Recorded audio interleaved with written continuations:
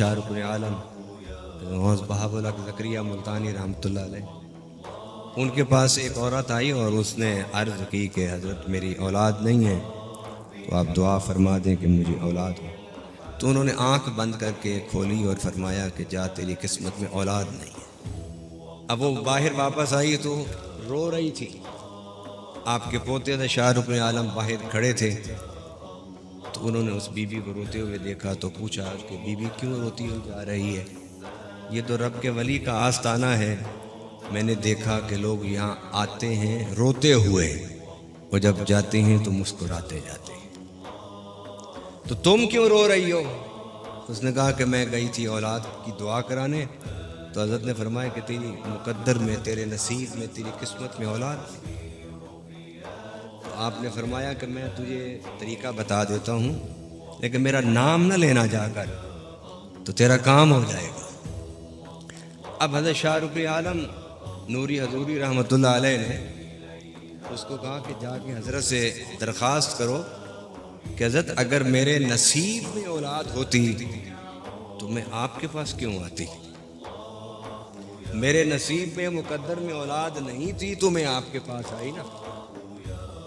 واپس گئی تو آپ نے پوچھا کہ پھر آ گئی ہے؟ اس نے کہا حضرت آپ نے آنکھ بند کی، رب کے لوح محفوظ کو دیکھا اور مجھے بتا دیا کہ تیری قسمت میں اولاد نہیں ہے۔ حضور اگر میری قسمت میں اولاد ہوتی تو میں چل کے آپ کے پاس دعا کے لیے کیوں آتی؟ اولاد نہیں تھی قسمت میں تو چل کے آئی ہوں۔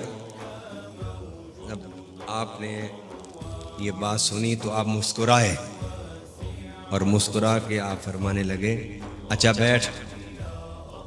ایک اس تاریخ الاولیاء میں کہ آپ نے بٹھا کے اس کے لیے دعا کی، اور ایک میں یہ ہے کہ آپ کے پاس کھجوریں پڑی تھیں، آپ نے اٹھا کے اسے دیا، فرمایا جتنی کھجوریں کھا لے گی اللہ تجھے اتنے بیٹے عطا فرمائے گا۔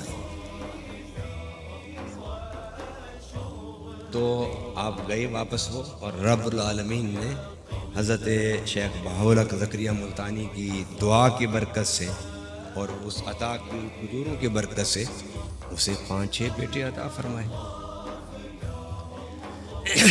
اب آپ یہ چاہتے ہیں، ہم میں سے ہر ایک کی خواہش ہے کہ میری اولاد نیک ہو جائے، ہے خواہش یا نہیں ہے؟